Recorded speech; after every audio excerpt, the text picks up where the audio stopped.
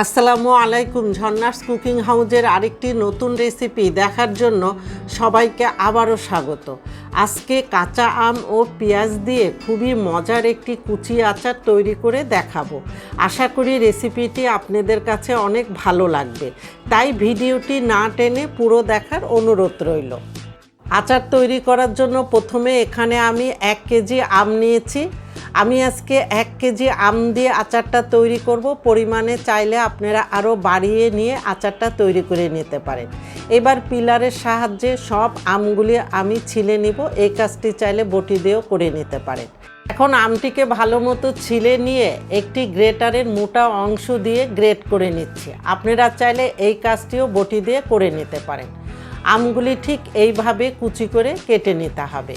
সবগুলি আম কুচি করে কেটে নিয়ে আমি একটি প্লেটে তুলে নিয়ে এই আমগুলিকে রোদের ব্যবস্থা থাকলে রোদে অথবা ফ্যানের নিচে কমপক্ষে 2 ঘন্টার জন্য রেখে দিতে হবে। এতে আমের ভিতরে যে একটা পানি ভাব থাকে সেটা অনেকটাই শুকিয়ে যাবে।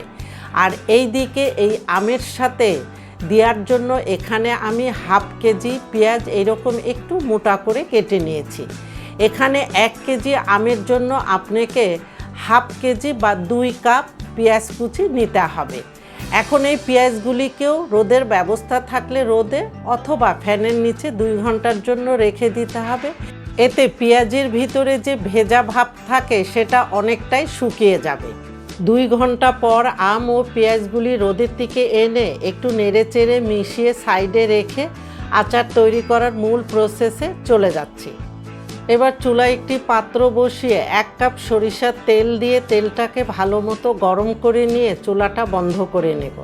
এবার তেলটা হালকা একটু ঠান্ডা হলে দিয়ে দিব 1/2 চা চামচ আস্ত পাঁচফোড়ন। এখন এই পাঁচফোড়নটা একটু ভেজে নিব, পাঁচফোড়ন থেকে সুন্দর একটা ফ্লেভার বের হওয়া পর্যন্ত। পাঁচফোড়নটা ভাজা হয়ে গেলে এখানে দিয়ে দিব আগের থেকে শুকিয়ে রাখা পেঁয়াজগুলি।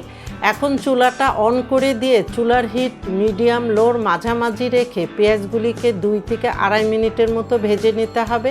পেঁয়াজগুলি যখন এইরকম একটু নরম করে ভাজা হবে তখন এর মধ্যে একে একে করে দিয়ে দিব আদা বাটা 2 টেবিল চামচ, রসুন বাটা 2 টেবিল চামচ, লাল বা হলুদ সরিষা বাটা 2 টেবিল চামচ। এখানে কালো সরিষাটা অথবা হলুদ আর কালো সরিষাটা একসাথে বেটে দিতে পারেন।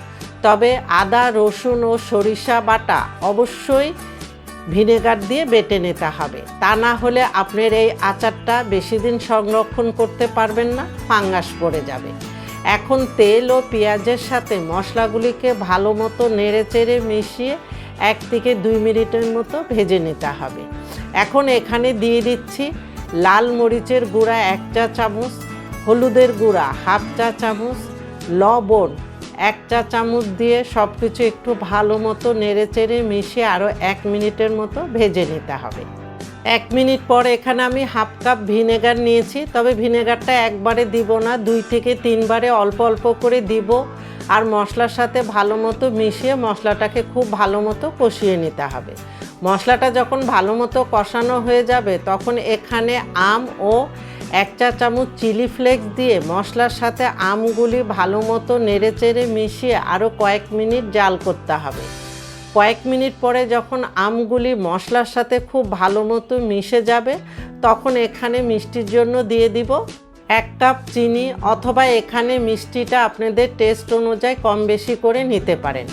এখন আমের সাথে চিনিটা ভালো মতো নেড়েচেড়ে মিশিয়ে নিতে নিতে চিনিটা গলে চিনির থেকে বেশ কিছুটা পানি বের হয়ে এই আমের মিশ্রণটা এইরকম লিকুইড হয়ে যাবে।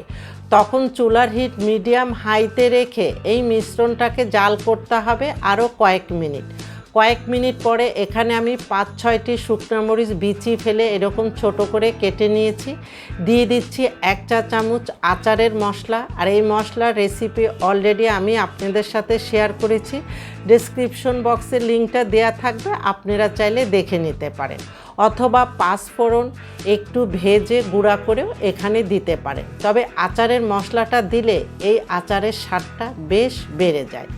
এখন চুলার হিট মিডিয়ামে রেখে আরও কয়েক মিনিট আমি এই আমের মিশ্রণটাকে জাল করব। আর নাড়তে হবে খুবই আলতোভাবে। কয়েক মিনিট জাল করে নেওয়ার পর মিশ্রণটা অনেকটাই ঘন হয়ে গিয়েছে, তার মানে আমার আচার তৈরি করা একদম কমপ্লিট। চুলাটা বন্ধ করে দিয়েছি। এখন আচার ঠান্ডা করে নিয়ে আমি বয়ামে ভরে নেব। এই আচার সংরক্ষণ করে রাখতে পারবেন বছর জুড়ে। পোলাও, বিরিয়ানি, খিচুড়ি, সাদা ভাত যে কোনো কিছুর সাথেই পরিবেশন করতে পারেন, খেতে ভীষণ ভালো লাগবে। এতক্ষণ আমার এই ভিডিও দেখার জন্য অনেক ধন্যবাদ। আপনারা ভালো থাকবেন, আমাদের জন্য দোয়া করবেন। আল্লাহ হাফেজ।